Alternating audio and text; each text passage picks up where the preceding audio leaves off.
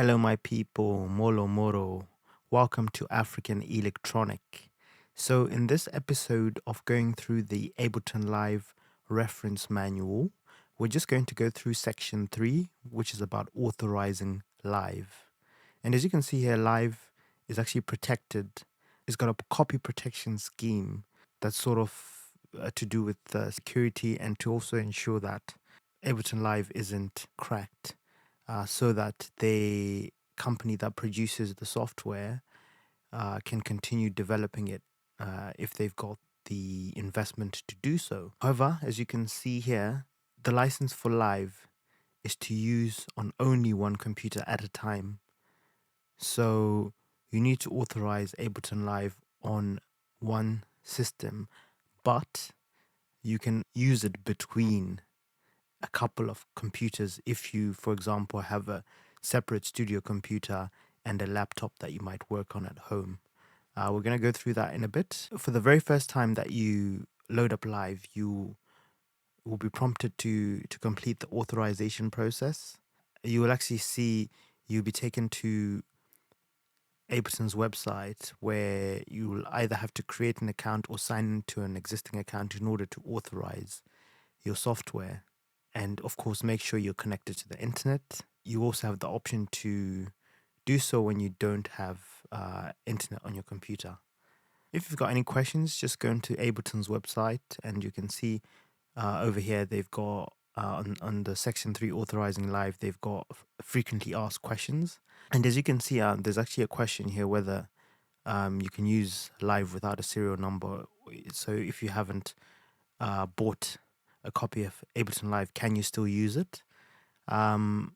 Yes, you can use Ableton Live without purchasing live or without purchasing a license for live, but you won't be able to save or export the work that you're doing. I've actually used a computer before where it didn't have a license when I was at some sort of like a music college, and I actually wasn't able to save the work that I'd been doing because both saving and exporting was disabled. You won't be able to freeze and flatten the tracks because I thought maybe I could do that and then just grab the audio files if it's been flattened, but that wasn't a possibility on a copy of Live that didn't have a license. However, also be aware that, if you've never had the trial for Live, you can trial the software for up to 90 days, which is great.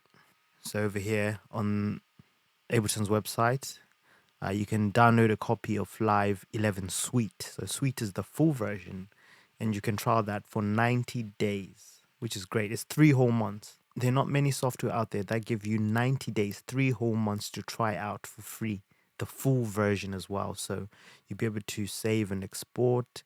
You'll be able to use all the instruments, including Max for live stuff, because this is Ableton Live Suite. So check it out if you haven't already. So on to the next FAQ. This is just looking at people that may have changed the components in their computer. I've actually done this before. I was having issues with my computer and the motherboard got changed twice on my laptop. And both of these times I actually had to reauthorize my copy of Live, even though it was sort of, the same laptop in terms of like the body, but because the motherboard had been changed, Live thought it was a new computer. It was a completely different computer. So I needed to reauthorize Live on that system. However, if you've only changed, for example, a hard drive or MIDI ports, stuff like that, you might not need to reauthorize. But anyway, Ableton Live will prompt you on whether you need to authorize on your system. So over here to whether you can authorize Live more than once. As I mentioned earlier, the license for Live is to use on only one computer at a time. So Ableton will allow you to authorize on 2 computers. Though the idea behind this is that you're only using the software or your license on one computer at a time. So it's not meant to be used where you've got, say, for example, 2 laptops running Live under your one license at the same time. Instead, it's more the case of, as I mentioned earlier, if you've got a studio computer, when you finish your work in your music studio, you might want to go home and work or continue the project on your laptop using Live, and you'll be able to use the same license on either of those computers, but just not at the same time. And if you do need to have a secondary license, meaning using Ableton Live at the same time on a couple of systems or more, visit the Ableton site, and I think they offer licenses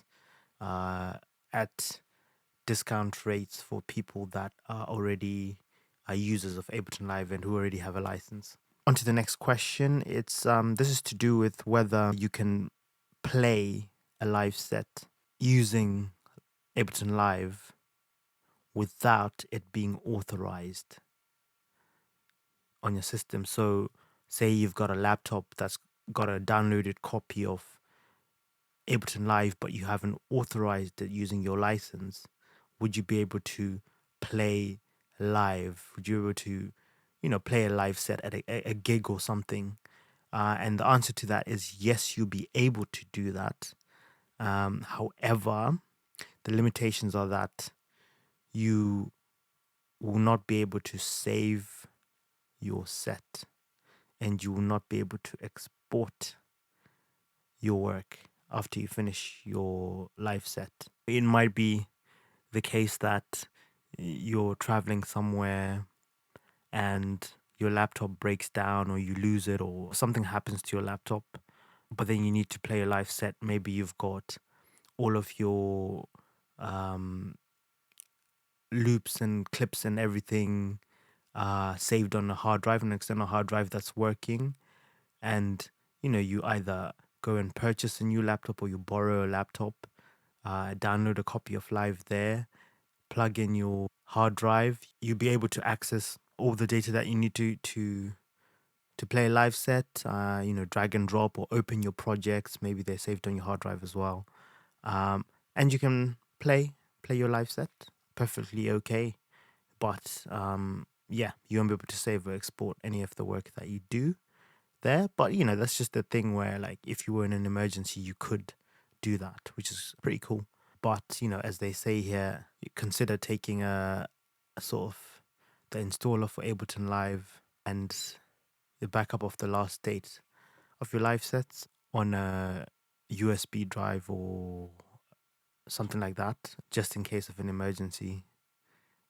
So you'll be able to install Live on any computer and play that set without needing an internet connection, because some places, if you're traveling and touring, you might not have access to the internet. So this is a great way to ensure that at least there's backup if you're sort of using Live for playing live gigs. And then on to the final question: what do you do if you've got problems or questions regarding copy protection or authorizing or any of that stuff? You can just contact Ableton's technical support team, or visit the technical support page where there's lots of information. So yeah, anyway, this is just a short video going through the authorization section of the Ableton Live reference manual. I'll see you on the next one. This has been African Electronic. Peace.